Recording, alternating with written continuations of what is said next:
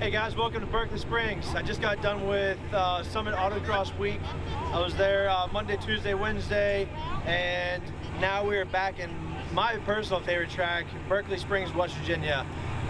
There's just something special about this place. It's, you know, a little bit different every time. Like they keep on moving it up. It's an airport, so there's no prep. It's not like you're down at Bradenton. It's not like you're at Summit. It's not like you're at Z-Max where you can just lay it down, hook it, and just let it rip. You really got to know what you're doing. You got to be able to drive it out. You got to be able to know when to shift. You got to be able to read your car. You got to know your car to be able to hook it up, especially because they used to run on the center.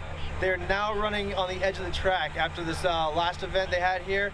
It was wild. I mean, honestly, it was virgin asphalt, as you guys saw in the last video, and now it's just, it was kind of like the thing to do. So they're gonna run it again this week. Let's see if there's, you know, see how it works. It's a little bit warmer, so hopefully it'll hook a little bit better. It'll start to get a little cool. I don't think they got done till like 2 o'clock in the morning last time. So hopefully we're not here that late, but you know, if we gotta be, we gotta be. It is what it is. So let's get to the action, and don't forget to subscribe and follow the page. See you in a little bit.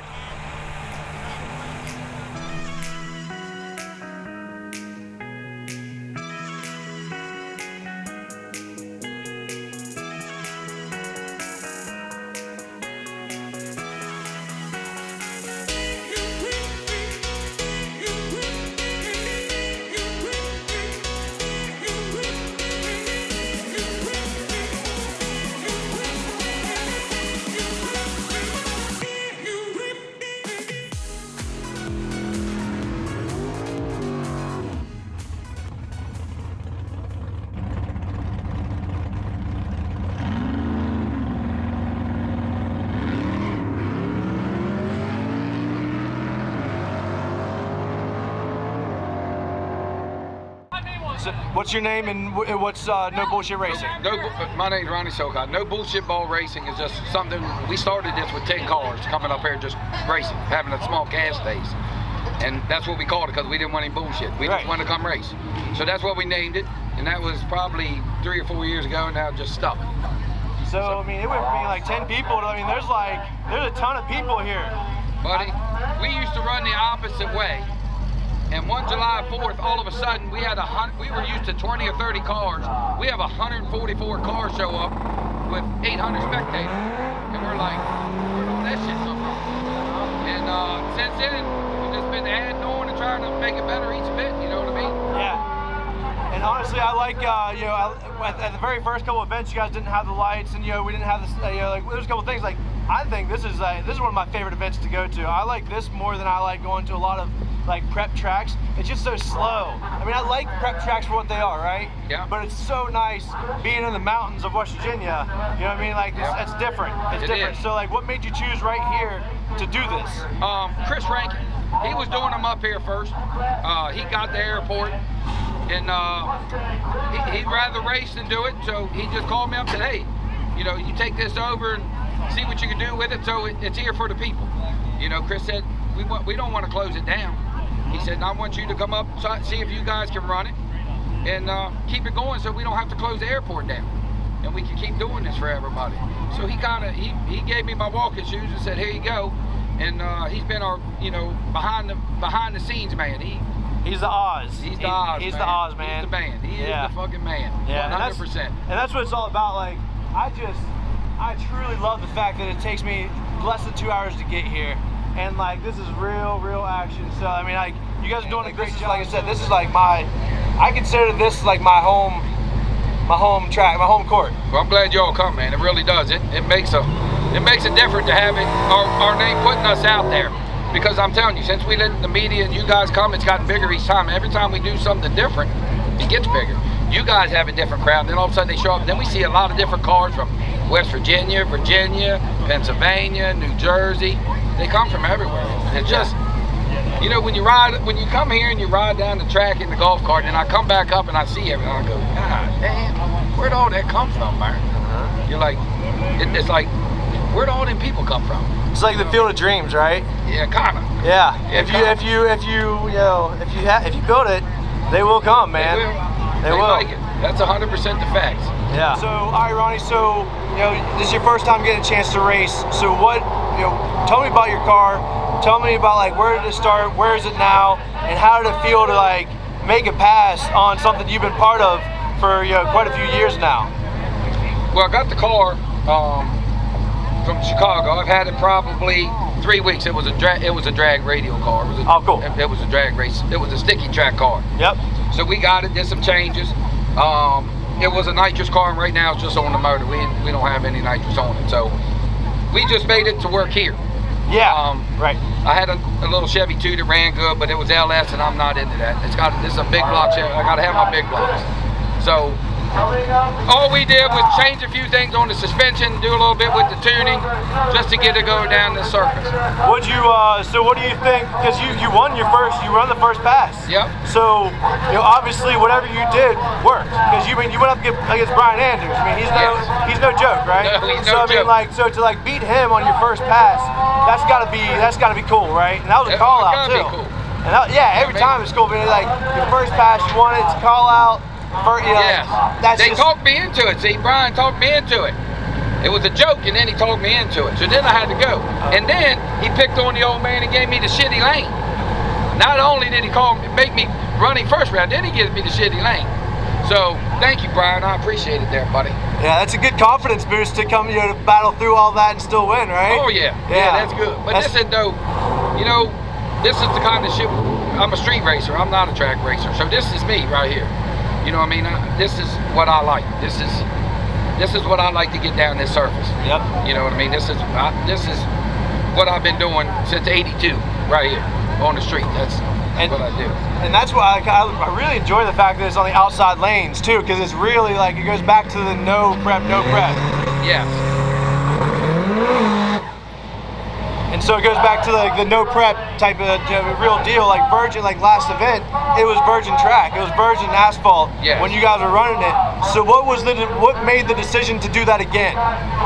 Well, when we did it, I've been trying to do something lately because of the cars are getting too fast. The fast cars are starting to dominate. That's not what we want here. We want to have a slow car be able to win too. So the road was getting too good in the center. The cars were going fast. So we had an antifreeze spill. We had 3 oil spills in the antifreeze spill from the start line to finish, so there was nothing we could do. So we just moved it out. And Billy Dorsey said, took you long enough. And so we said, well, you know what, we're just going to keep it out there. We'll make people have to drive it. Yep. You know what I mean? It's a street race, and that's what you do in the street. If you go somewhere and the road's messed up, you go to another road. You don't get picky. You can't be picky at that point if you want to race. And that's what we do. So we just moved it out. Yeah, that really takes it back to the heart of street racing. Yeah. Right there. Yeah. I mean, it really it puts the passion back in it. Because if you're not passionate about what you're doing, you're not gonna hook. You're not gonna win. You're gonna spin out. You're not spin out. You're gonna roast your tires. You're not gonna hook. You're gonna get your ass beat. Yeah. So it's you gotta know your car. And that's you gotta know the car and the road. Yes. 100%. Yep. That's you can't. This road tonight, and it's going to cool off, and the road's going to get better. Then you can throw some power at it. It's all down behind Ronnie. Knuckleheads. Oh yeah, that's what I like though. You go to tracks, and it's so competitive. It's so it's not like this. It's competitive. Yeah. But this is family. This is really friends. It's a whole different atmosphere than the track. Yeah. These guys, track guys are track guys. These street guys, they can get down the gravel road. They can. These are guys. People say shit, but let me tell you something. These street guys can drive a car.